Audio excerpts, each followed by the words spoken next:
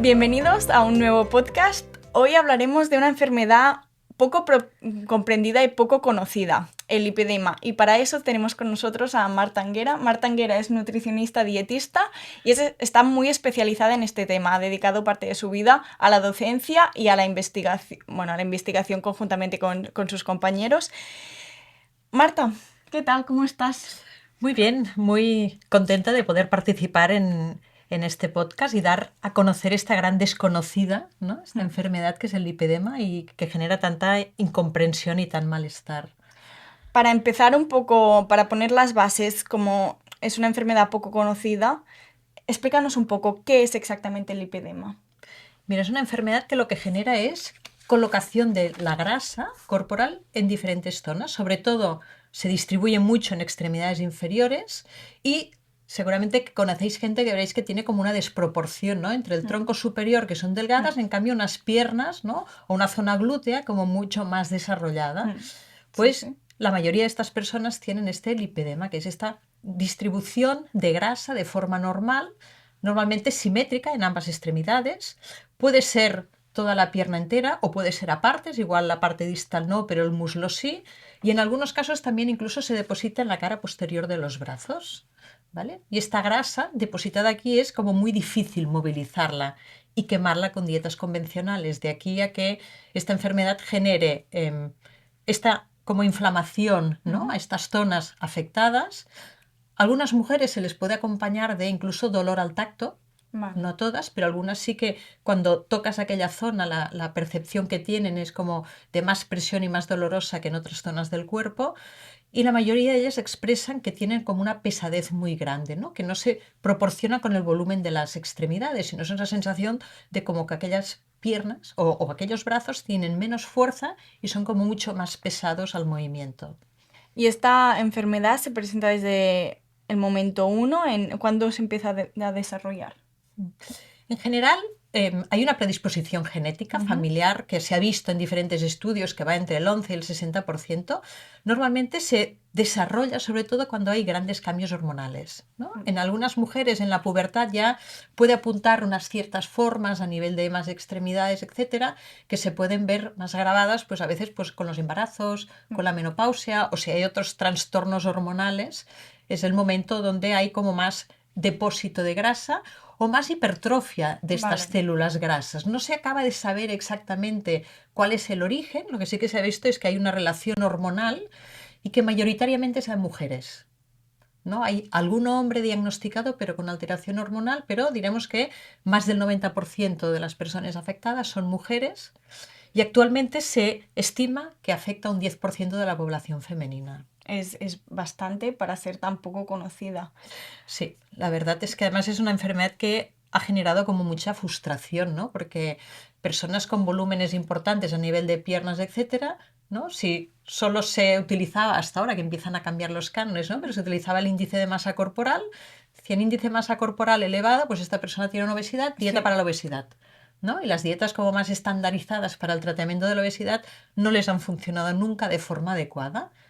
Con lo cual, además, tienen la etiqueta de es que no lo haces bastante bien, es que seguro que comes más de lo que cuentas, es que te lo saltas y no eres consciente, ¿no? Además, llevan toda su carga, ¿no? De frustración emocional, de insatisfacción. Una culpabilización muy grande. Y esto realmente ha generado muy malestar en muchas mujeres.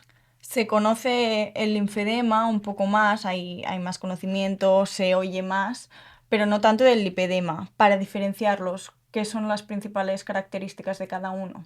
Vale, hemos dicho que el lipedema es el depósito de grasa, mayoritariamente. A veces puede haber también un poco más de retención de líquidos, de linfa, pero sobre todo es depósito de grasa, ¿vale? Y hemos dicho que se desarrolla de forma simétrica. En ambas piernas, en ambas extremidades y cuando empieza en ambas extremidades a la vez. ¿Vale? El linfedema es un retorno, ¿no? dificultoso de la linfa a las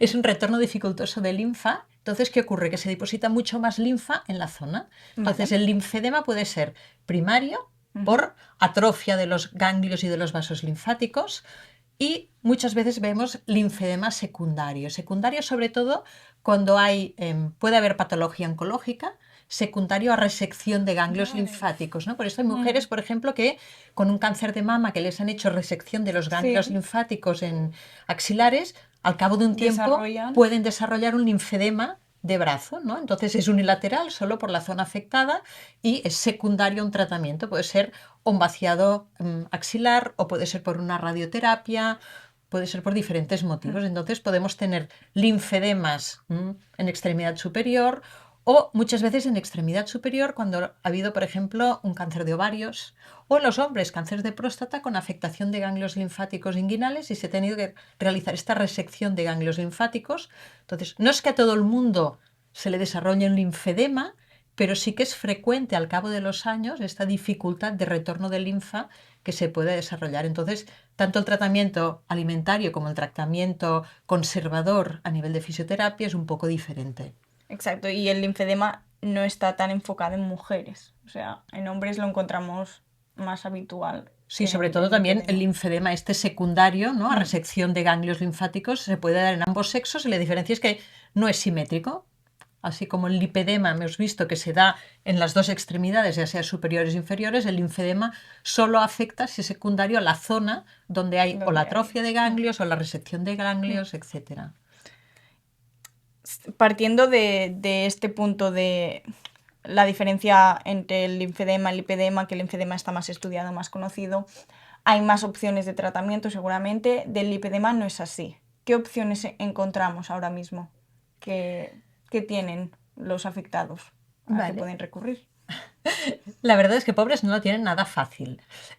Las mujeres afectadas del lipedema, lo primero que habría que hacer es un buen diagnóstico para después poder hacer un seguimiento y ver en qué manera las acciones que están haciendo están mejorando un poco esta distribución de grasa y sobre todo esta fibrosis que a veces se les genera, ¿no? A ver, aquí en nuestro país el diagnóstico inicial lo hace un vascular, ¿no? Lo hace un vascular porque descarta primero que haya una patología venosa de reflujo que haya una patología venosa y descarta que haya una patología linfática. O sea, primero se descarta el linfedema antes de poder decir que es un lipedema. Bueno, o que haya un buen retorno linfático y que no haya un acúmulo de líquidos o que no haya tampoco, por un mal retorno también a nivel venoso, a veces hay muchos más edemas en las extremidades, ¿no? Entonces, de entrada se descarta que no haya ninguna de estas dos situaciones y ahora ya hay vasculares que lo que hacen es una ecografía del panículo adiposo, de manera que pueden ver cuál es el grosor, ¿no? Qué nivel de fibrosis puede haber, cuál es el grosor y cuando hacen el seguimiento van viendo si este panículo adiposo cambia la morfología y puede reducirse un poco. Entonces aquí el primer periplo es llegar a un vascular que sepan de qué habla, que sea sensible con el tema, ¿no? Y que entonces busque especialmente y descarte otras patologías y tengamos claro que hay un lipedema. Segundo paso, el médico rehabilitador, ¿no? Es el que hace una segunda visita y entonces es el que recomendaría o prescribiría la terapia con medias compresivas. ¿Vale? Que la terapia compresiva es diferente para personas con problemas venosos, con problemas arteriales y con problemas con lipedema. Vale, no era consciente de que podía variar tanto. Son compresiones diferentes y son tipos de tejidos diferentes, ¿no? Y a veces cuando realmente la morfología de las extremidades de la persona es como muy hipertrofiada, ¿qué ocurre? Que las medias más o menos estandarizadas que van no funcionan. No se les adaptan, porque igual les aprietan mucho en las piernas y les van grandes a nivel de cintura o al revés. Entonces tienen que hacerlas una media a medida, ¿no? Tomando un poco todo lo que serían... Sí, estos casos a veces llegan las farmacias, medias a medida. Así que vendemos medias las estándares, las que podemos vender y se encuentran en cajas, las tienes a mano, pero sí que a veces vienen con la receta de... Haz una media medida. Que se tiene que enviar, tomar las medidas en unas condiciones estandarizadas, especiales. Entonces, por un lado, habría este tratamiento conservador.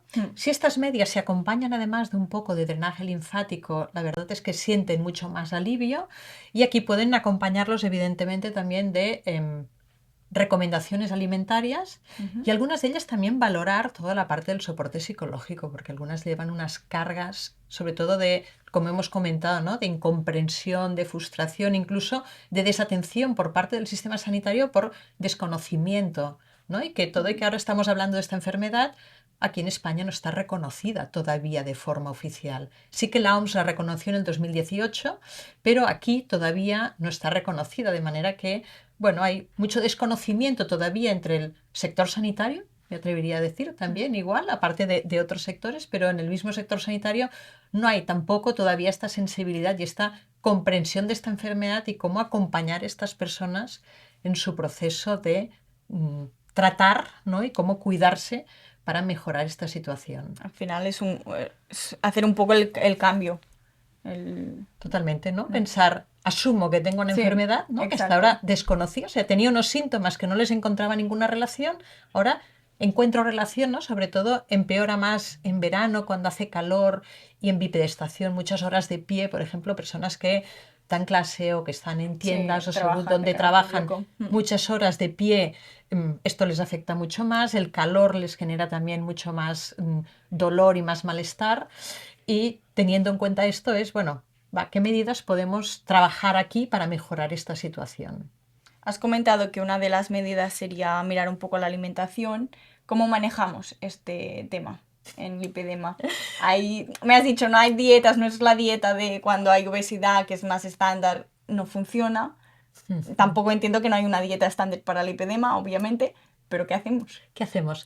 Buena pregunta. Mira, de entrada lo que está claro es lo que hemos dicho, ¿no? Las dietas para el manejo de la obesidad normales, hipocalóricas, que dicen, bueno, come un poco de todo, pero un poco menos y tal, se ha visto que no funcionan, ¿no? Hicimos una búsqueda bibliográfica y lo que sí que pudimos poner en evidencia es que las dietas con menos contenido en carbohidratos parece que mejoran más la sintomatología y sobre todo ayudan más o son un poco más efectivas en la reducción de grasa. Porque hay que tener claro que esta gente lo que tenemos que intentar es que se adelgacen, pero que pierdan grasa, no músculo, No. no agua, ¿vale? Porque cuando han hecho dietas súper restrictivas, no han sido igual de eficientes, pero sobre todo muchas veces han perdido parte de la masa muscular. Entonces, Esto las lo que debilita aún más. las debilita y después la recuperación de peso es muy rápida. Entonces, lo que hay que Vale. tener en cuenta es, bueno, vamos a empezar primero a explorar qué comen estas personas, ¿no? ¿Qué alimentos han restringido? Porque cuando llevan una mochila cargada de dietas, ¿no? Hay muchos alimentos que han restringido en su alimentación. También partimos de una anamnesis relacionando a ver qué otras enfermedades han tenido a lo largo de su vida, porque también es más común en estas personas, hemos observado que hayan enfermedades autoinmunes, ¿no? Y entre Con la ellas tiroides o... tiroides, puede haber incluso enfermedad celíaca. También hay que explorar, ¿no? Que si hay intolerancias alimentarias o no, porque claro, dietas súper restrictivas llevadas a término durante muchos años de su vida también han generado muchas carencias nutricionales, ¿no? Y aquí poder partir de una analítica y explorar, ¿no? Un hemograma completo, ver también todos los niveles de hierro, que no haya déficit, que no haya una anemia, estas aquí cronificadas, ¿no? Claro. Los Sí, sí. niveles de vitamina D, que hemos visto que muchas enfermedades autoinmunes se relacionan con niveles muy bajos y además cuando han hecho mucha restricción alimentaria y han quitado sobre todo muchas grasas, pues la vitamina D es liposoluble, con lo cual a menudo pues todo era pollo, pescado, hervidito, verduras y poca fruta, Sí. ¿no? Entonces aquí, bueno, hay que explorar, ¿no? Toda esta parte de posibles carencias alimentarias, posibles intolerancias alimentarias, revisar los horarios, ¿no? Porque también hay un tema muy importante que es toda la parte de la cronodisrupción y intentar que, si es posible, ¿no? Tengan las comidas en horas normalizadas. Hemos visto que comer al mediodía más allá de las 3 de la tarde o cenar más allí de las 9-10 de la noche genera mucha más dificultad a nivel de regulación. Sí. O sea, se relaciona el círculo circadiano. Totalmente. Sí, sí. Hacer la misma dieta a una persona con unos horarios regulares o con unos horarios extremos, a una le funciona bien y a la otra puede no funcionar o puede ser menos Interesante. efectiva. De aquí la importancia de intentar mantener unos horarios regulares. Intentar también, yo no me gusta hablar del ayuno intermitente porque no funciona en muchos casos, pero sí que intentaríamos hablar de que pasen 12 horas, ¿no? Que de hecho ya era lo normal, ¿no? Si cenamos más o menos a una Sí. hora digna por la noche Sí, y a las 8 y desayunamos desayunas a las entre las 8, 8 y las 9, pues ya estas 12 horas de tienes... descanso también ayudan a descansar mejor estas personas, ¿no? Poder reponerse mucho mejor y muy a menudo tener un mejor descanso, ¿no? Porque otra de las cosas que les afecta es que muchas de estas personas el nivel de estrés es muy alto por muchos motivos, uno de la propia enfermedad, y esto lo que hace es que descansen mal. Y cuando una persona descansa mal, es como mucho más difícil realizar todos los otros cambios en la alimentación. Entonces, cenar temprano y cenar ligero mejora un buen descanso. ¿Vale? A nivel alimentario, ¿qué hemos visto? Como os decía, restringir un poco el grupo de los alimentos farináceos. No quiere decir eliminarlos del todo, simplemente es que si siempre habíamos dicho, ¿no? En la comida y en la cena, pues siempre que haya un poco de arroz, pasta, patata, un poco de verdura y un poco de carne o pescado, vamos como a invertir un poco las proporciones, diciendo, Vale. el plato principal es verdura, ¿no? Cualquier tipo de verdura en preparaciones Todas diversas, incluidas. todas incluidas, si no es que la persona tenga un problema de tolerancia con alguna de ellas, todas las verduras incluidas en diferentes tipos de cocción para que sea como un poco más ameno, ¿no? Desde cocciones al horno, cocciones en formas de salteados, cocciones al vapor, a la plancha, etcétera. Que haya siempre, que las mujeres esto tenemos mucha tendencia a quitarlo, ¿no? La parte de proteína. Sobre todo Trozo cuando, de... bueno, al menos lo que veo yo es cuanto más mayores son, más les cuesta incorporarlo, más Sí. difícil se les hace. Claro, si hacen un primer Eh, plato muchas veces que hacen verdura con un poco de pasta o de patata o así, es como, bueno, ya si no tengo apetito ya, es Ya igual, el está. segundo no, no. Sí, Es muy importante, ¿no? Y a veces incluso hablamos aquí de hacer como un plato combinado, ¿no? Que sí, tenga mucha cantidad de quizás es más verdura, fácil. que tengas tu porción, ¿no? De lo mismo que sea pollo, que sea pavo, conejo, pescado blanco, pescado azul, ¿no? Algún día que pongan también carnes rojas. Esto seguiríamos un poco los estándares de la alimentación Vale, mediterránea y equilibrada, ¿no? Y esta pequeña cantidad de farináceos, pues la podemos pactar, ¿no? Puede ser en forma de patata. Hay personas que me dicen, no, es que la verdura nunca la como con patata, pero en cambio poner un poquito de arroz de acompañamiento, pues pon el pues poco un de poco de arroz, arroz. ¿no? O el pan. O el Con... pan, ¿no? O las legumbres, ¿no? A veces también Vale. poder hacer unas verduras, por ejemplo, salteadas, un poco de pescado con un poquito de garbanzos o un poco de hummus que acompañe este pescado o esta carne, puede ser una buena estrategia, ¿no? Y si hay gente que me dice, oye, es que Marta, llevo mucho tiempo que ya no consumo farináceos en el mediodía, Sí, pues no los pongas. Si estás vale. acostumbrado y no los consumes, no los pongas. Lo que sí que considero es importante es mantener el aporte de fruta. ¿Vale? Y esta fruta que también a veces en según qué ámbitos parece, está un poco demonizada, Porque al final es carbohidratos, azúcar. yo casi prefiero a veces que pongan pequeña cantidad de fruta Mm, junto con la comida, me da lo mismo, que sea de postre, que sea antes de empezar, que sea dentro de la ensalada, Vale. ¿no? Cada uno a su gusto. Pero esta cantidad de fruta de entrada nos lleva una cantidad de antioxidantes considerable, lleva una dosis también importante de fibra y después pensemos una cosa importante, cuando han hecho muchas restricciones alimentarias, esta fruta, tanto si son cítricos por el ácido cítrico como si es una manzana por el ácido málico, etcétera, estos ácidos orgánicos favorecen la absorción del hierro no hemo. ¿Vale? Y como estamos hablando mayoritariamente de una población femenina, que no es que vayamos como muy sobradas de No, depósitos de hierro, es interesante también tener en cuenta de que poner esta pequeña cantidad de fruta, ¿no? En la comida y en la cena también favorece la absorción de este hierro de los alimentos. los trucos que hacían las abuelas de cuando hay lentejas, un zumo de naranja. Por Perfecto. ejemplo, es... O antes aliñaban las lentejas con vinagre, ¿no? El ácido Ah, es acético verdad. también era otra forma de Sí, favorecer sí, la sí. absorción del hierro, que en aquel momento seguramente no sabían, ¿no? Para... La finalidad Sí, nutricional, ¿no? Pero se sabía que iban bien, que se toleraban bien y que la absorción era buena, pues vamos a recuperar un poco estas normas, ¿no? Que tenían su lógica y de hecho, cuando hablamos de dieta mediterránea, ¿no? La fruta de postre ha existido siempre. Es después que sí. la hemos desvirtuado y cambiado por un postre lácteo, por pasteles o por otras cosas, ¿no? Bueno, es que ha habido un movimiento de no tomes fruta de postre. Y no sé hasta qué punto eso es cierto, no es cierto, y por qué de golpe no podemos tomar fruta de postre cuando lo hemos hecho toda la vida. Claro, es cierto que hay personas, por ejemplo, cuando tienen problemas digestivos, que la fruta, tomar un crudo al final de la comida, les puede costar un poco más de digerir. Hmm. Todo y que también tenemos que tener presente que cuando nosotros comemos no es que pongamos los platos así como, Sí, como compartimentados en el exacto. Al estómago. final todo se mezcla. Todo se mezcla. El tema muy importante es, uno, mastica muy bien, ¿no? Para facilitar también que todo el trabajo a nivel mecánico del estómago, ¿no? Hmm. Que ya le llegue la comida muy triturada. Segundo, si esta persona tiene como más dificultad digestiva, etcétera, le puedes poner la fruta de entrada. ¿Vale? Y lo Vale, que les pasa a una minoría resulta que lo hemos como popularizado para toda la para población. todos. Sí, ¿no? sí, sí. La fruta de postre puede estar perfectamente. No engorda más. A veces dicen, la fruta de postre engorde, claro, pero entonces van y se cogen un flan o otros postres que son mucho más calóricos, ¿no? O un trozo de pastel, si una manzana aproximadamente, una naranja tiene aproximadamente unos 120, si es muy grande, 150 calorías, como mucho, pues todos estos postres estamos hablando de 300, 400 calorías. Con lo cual se ha puesto como una etiqueta negativa a la fruta Sí. y yo les digo, mira, vamos a intentar seleccionar frutas, si quieres más bien pequeñas, ¿no? Tipo kiwi, mandarina, ahora que es época, por ejemplo, las fresas, Las ¿no? ciruelas. Los arándanos, ¿no? Que tienen una dosis de Sí. antioxidantes como muy potente, ¿no? Y vamos a poner como pequeñas cantidades de frutas, vamos a repartir, si quieres, si te apetece, una parte en el desayuno, en la comida y una en la cena, ¿no? Y entonces guarda los lácteos o los derivados para hacer entre horas. De esta manera, uno, no dificultas la absorción del hierro y haces como que las comidas acaben con este punto dulce a veces Sí, que las mujeres lo necesitan, necesitan. Sí. ¿no? Y les da como este punto de placer acabar con algo dulce que puede ser la fruta en cantidades moderadas y fruta de temporada y muy bien seleccionada. Me has comentado en un momento, ha habido un momento que has comentado que tienen un estrés que les dificulta el dormir, el descansar.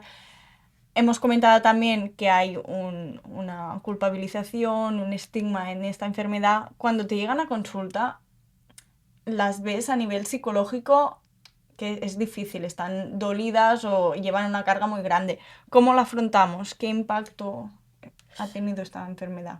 Claro, según las edades y también según las personalidades el impacto es mayor o menor, ¿no? Yo estoy viendo ahora mucha gente joven, ¿Sí? ¿no? Que no le gusta su cuerpo, ¿no? Y entonces cuando le Si ya no nos explicas, gusta cuando no hay nada, porque estamos bombardeados, claro, imagínate. un poco es primero, yo siempre digo, escuchar, ¿no? Mm. Una de las cosas importantes que tenemos que hacer primero es escucharlas, ¿no? Y ver cómo se sienten, ¿no? ¿Qué han hecho previamente, qué les han funcionado, qué no. Después, acompañarlas y comprenderlas, ¿no? Decirles que estas piernas lo que podemos intentar mejorar es si tienen pesadez o si tienen dolor, estas sensaciones de dolor y pesadez. Podemos intentar a lo mejor que disminuyan algún centímetro el perímetro, ¿no? Que no se desarrollen mucho más. Y tienen que hacer como un poco las paces con su cuerpo. ¿No? Y yo creo que desde la comprensión del profesional de la salud, ¿no? De decirles, no es tu culpa que estés así, no es que no lo hayas hecho bien, te has machacado el gimnasio haciendo mucha actividad de piernas para reducir piernas y esto lo que te ha generado es más dolor y más sensación de hinchazón a veces, ¿no? Y te dicen, es verdad, después de una clase donde he hecho steps y tal, me duelen mucho las piernas, Oh. ¿no? Entonces dices, claro, es que esto no es que esté contraindicado, pero los ejercicios de impacto, por ejemplo, no es la mejor opción, ¿no? Ejercicios en el agua les va muy bien, caminar, subir escaleras sí, bajar a veces les es más dificultoso, ¿no? Caminar les va genial, la marcha nórdica también, el baile a veces también, pero todo lo que sea impacto a veces les puede generar como más disconfort. Entonces, primero, comprensión, ¿no? Acompañar. Después no siempre están preparadas para hacer dietas más o menos restrictivas según cómo estén. Entonces, generalmente empezamos siempre escuchando y ayudarles a ordenar su Exacto, alimentación, ¿no? Y sí. desmitificar alimentos, ¿no? Porque parece que los zumos verdes y con no sé cuántas cantidades de verduras y tal eran la bomba, pero entonces dices, claro, si te tomas el zumo no te estás tomando la fibra, ¿no? Y lo que sí que hemos Sí. visto en el lipedema es que hay que intentar regular bien los niveles de glucosa y esto pasa por no comer la fruta sola, sino que si tomes fruta a media mañana, tómatelo, por ejemplo, con unas nueces o Vale. con un yogur, con algo que no hagas solo No fruta va a para no ser hacer pico. la subida y después la hipoglicemia reactiva, que esto les genera más apetito. A veces me dicen, es que tengo mucha apetencia al dulce. Vale, les pregunto, ¿qué te gusta el dulce? ¿Te gusta el chocolate? Sí. Pues tómate una presa de chocolate negro, que te la puedes tomar cada día. Mucho mejor que una pasta, un tema de pastelería o un croissant o uno de estos elementos que son mucho más calóricos, llevan muchas grasas, llevan muchas harinas refinadas. ¿Te apetece chocolate? Cómetelo. Ahora, intenta, si puedes, ¿no? Comértelo esto, pues igual de postre de la comida, ¿no? O por la merienda con la fruta y con los frutos secos, en momentos donde intentaremos que no hayan picos de glucosa para que después no haya la hiporreactiva, que es lo que les genera como más apetito, ¿no? Sí, más ansiedad. Entonces intentar también regular tránsito intestinal, que a menudo con tantas dietas previas restrictivas tienen unos ritmos deposicionales muy alterados, algunas sobre todo tienen un restreñimiento crónico importante, ¿no? Entonces también trabajar cómo incorporar fibra, ¿no? Podemos incorporar fibra en forma de semillas de lino, ¿no? Semillas de chía o la avena, o aparte de comer suficiente cantidad de frutas, verduras, hortalizas, legumbres, ¿no? Pero tener muy presente que la fibra es muy importante también para ayudarles a tener unas mínimas fluctuaciones de glucosa a lo largo del día. ¿Les recomiendas combinar al final tu consulta con un fisioterapeuta y con un psicólogo también? Absolutamente. La verdad es que cuando trabajamos con un equipo de fisioterapeutas, la reducción del volumen, sobre todo, es más visual, ¿no? La reducción de si tienen dolor, porque es un dolor como pinchazos, explican, ¿no? La reducción del dolor y la pesadez también es mucho más rápido en el tiempo y después también aprenden, ¿no? Cómo tener autocuidado, ¿no? Y este autocuidado pasa, pues, hidratarse muy bien la piel, sobre todo si llevan medias compresivas, la piel queda muy afectada, ¿no? Tienen como mucha sequedad. Entonces, bueno, si te pones las medias durante el día, que es lo normal, ¿no? Pues cuando te las quites por la noche, hidrátate muy bien esta piel, cuídala mucho, ¿vale? Por un lado. Después también trabajamos el tema de actividad física, ¿no? Lo trabajan con los fisioterapeutas que hacen actividad física dirigida, ¿no? ¿Qué tipo de actividad te puede ir bien en tu caso para mantener la musculatura, mantener tono, no perjudicar, ¿no? Estas extremidades más afectadas? Sí, sí, como hemos dicho, hay ejercicios que tú te pensarías que me irán bien porque son focalizados en las piernas y al contrario, luego se sienten peor. Absolutamente, ¿no? Además te dicen, es que llevo media vida haciendo spinning o haciendo steps o haciendo todas estas actividades de fuerza en las piernas, pero claro, cuando van acompañadas de impacto, pues la verdad es que ya te digo, no todo el mundo y hay muchos grados diferentes del lipedema, ¿eh? Pero muchas mujeres refieren esta sensación de pesadez. Entonces, trabajar con equipo multidisciplinar y sobre todo me he olvidado un tema importante que pienso que tenemos que tener presente es explorar si ha habido trastorno de conducta alimentaria previo, ¿no? Y hay trastornos tipificados, ¿no? Como puede ser la anorexia, la bulimia, pero después también hay el trastorno por atracón, Sí. ¿no? Y algunas de estas personas hacen tanta restricción constantemente que en algún Que momento los se provoca. desbordan, ¿no? Y tienen estos atracones puntuales a veces o estos atracones nocturnos, entonces, bueno, desde la comprensión y desde el acompañamiento, ¿no? Poder explorar si han habido estas situaciones, si todavía ocurren, cómo podemos dar pequeños tips para ayudarlas y sobre todo recomendar este aporte psicológico a veces porque por mucho que nosotros los comprendamos, ¿no? Si el entorno todavía, ¿no? las culpabiliza o no las comprende o es muy difícil, la verdad, sobre todo en una sociedad donde el aspecto físico todavía es muy importante. Bueno, está en el día a día, bombardeados por todos lados. Absolutamente. Hemos hablado del fisioterapeuta, hemos hablado del psicólogo. Sé que no es tu ámbito, pero conociendo cómo conoces esta enfermedad, los farmacéuticos, ¿qué papel tenemos en esto? ¿Tenemos alguno? Yo creo que sí que podemos hacer cosas. Al final vienen a la farmacia muchas mujeres y muchos con ganas de hablar y de que las escuchemos. Eso es lo principal. Pero ¿qué más podemos hacer? Yo pienso que la oficina de farmacia es un sitio donde es verdad que acuden muchas mujeres, incluso acuden a veces hasta antes de ir al médico, ¿no? Sí. Pidiendo algún consejo, pidiendo alguna cosa, ¿no? Entonces, pienso que primero, si pueden ver, ¿no? Esta desproporción importante a nivel de piernas, ¿no? Y vienen a pedir a lo mejor, yo qué sé, dietas estas de adelgazamiento y tal, poderlas Un detox, dirigir. un drenante, cosas así muchas veces. Claro, sabemos que estas cosas no les acaban de funcionar en estos ámbitos, ¿no? Pero trabajar lo que decíamos, la hidratación de la piel, ¿no?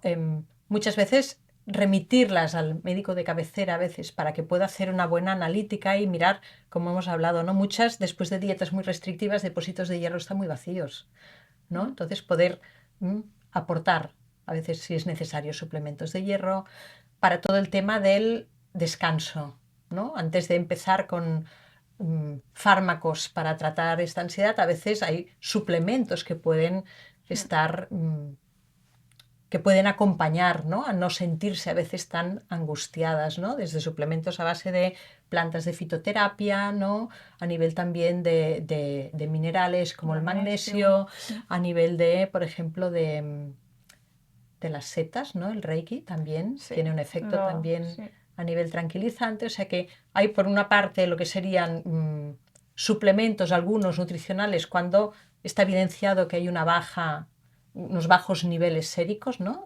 Hemos dicho del hierro, ¿no? La vitamina D muchas veces también se ha visto en mucha parte de la población muy baja. Tratar todo el tema de la ansiedad y la saciedad, a veces también, ¿no? Con fibras, etcétera, que puedan ayudar también a regular estos picos de apetito, también pueden ser una buena opción. Y toda la parte de hidratación cutánea. El cuidar las cremas. Cuidado de la piel, que es muy importante, y sobre todo, ya digo, cuando llevan medias compresivas, y si no también el ponerse crema al final es un poco como cuidar una parte del cuerpo que no les gusta, ¿no? Y hacer como estas paces a mirarte la pierna, hidratártela, ¿no? Y al final pensar que es tu medio de transporte, ¿no? Que forma parte de tu cuerpo y que está allí, ¿no? Que igual no es lo perfecta que te gustaría, pero te ayuda en muchos aspectos de la vida, ¿no? Y el hecho de hidratarse y ponerse crema a menudo es como tomar conciencia de esta parte del cuerpo que has tenido como escondida, ¿no? Un poco y castigada. Sí, totalmente castigada sobre todo. El Daflón, por ejemplo, por lo que me has explicado, no creo que sea un producto que se podría dar porque no es un problema tanto de circulación, de mala circulación, es el tipo de pesadez, pero cremas de estas para piernas cansadas que tienen un efecto calmante, de frescor, ¿cómo las verías en estos casos? Sobre todo en periodos de mucho calor, ¿no? En verano, en algunos casos también les han dado los médicos vasculares, el Daflón o algo así para que no haya... Claro, un tema es el lipedema y otras veces cuando el lipedema además se acompaña de una obesidad importante, que también puede ocurrir, ¿no? Entonces el retorno es verdad que es un poco más dificultoso. En periodos de verano a veces el médico se los ha recetado y las vendas estas con el líquido así refrescante al final puede ser una opción también para generar bienestar, ¿no? Porque cuando la sensación de pesadez, ¿no?, es tan grande, poder poner las piernas en alto, ¿no? Y refrescarlas cuando realmente te sientes como con unas piernas muy cargadas puede ser una opción, sobre todo en las épocas de calor, bastante también relajante y agradable. Bueno, creo que ha quedado todos los puntos que queríamos un poco dar a conocer al público hechos. No sé si quieres añadir alguna cosa más, Marta, algo que quieras, algunos tips o alguna frase que quieras dejar en constancia antes de terminar. Vale. Se habla mucho de la dieta antiinflamatoria también. No hay una dieta antiinflamatoria estandarizada, pero sí que hemos dicho que las personas con lipedema a veces pueden tener intolerancias alimentarias, ¿vale? Ver qué intolerancias hay y, evidentemente, quitar estos alimentos de la alimentación y se puede sustituirlos por otros similares, ¿vale? Hemos dicho que las dietas más bajas en hidratos de carbono y un poquito más altas en grasas en estos casos pueden funcionar, con lo cual no hace falta hacer una dieta cetogénica extrema, ¿no? Pero sí que tener este tip de no tanto carbohidrato, poner un poco menos y potenciar un poco más lo que sería el pescado azul, que a veces lo decíamos una vez a la semana, bueno, pues ponlo más a menudo, 2-3 veces, ¿no? Sí. O los frutos secos, que a veces están como estigmatizados porque llevan mucha grasa. Venga, un puñado de nueces es igual que una manzana a nivel calórico, por tanto, pon frutos secos en tu vida, ¿no? Pon pescado azul. Utiliza aceite de oliva, no hace falta que vayas con el spray poniendo 2 microgotas de aceite. Hay mucho miedo. Alinea un poco con el aceite de oliva. Y creo que hay más ventajas que inconvenientes de poner aceite de oliva en las comidas. Absolutamente, ¿no? Y aparte del sabor, ¿no?, que le da a los alimentos, lo palatable, lo agradable que es. Harás la paz que tengas con tu alimentación será mucho más grande. Estarás más contenta, te gustará más, no la verás tan restrictiva tampoco, más sabor, más calidad. Y una de las cosas importantes que me he olvidado de comentaros es las bebidas con alcohol. Ah, ostras, esto sí que no lo hemos tocado. Las bebidas con alcohol en las personas que tienen lipedema, sobre todo, a veces les empeora sobre todo la pesadez y el dolor. Entonces, yo se les digo, si alguien no bebe, pues mejor. Pero si algún día tienes una cena de compromiso o tienes una celebración y te apetece tomarte tu copa de vino, tu copa de cava, tómatela aquel día, disfrútala, deja la culpa que no tienes cabida aquí, disfruta este día y de forma habitual no hagas un consumo de bebidas alcohólicas. Esto sí que se ha visto que realmente a nivel inflamatorio, a nivel de dolor, tiene repercusión importante. Pues con esto os dejamos, oyentes. Muchas gracias, Marta, por venir. Espero tenerte en algún webinar, que seguro que es un tema que da para hablar, es súper interesante y se tiene que dar a conocer. y nos vemos en la próxima. Gracias a vosotros por haberme dado voz, ¿no? Y poner el lipedema un poquito en el mapa y conocerlo, y encantada de seguir colaborando. Encantada de tenerte, Marta. Gracias.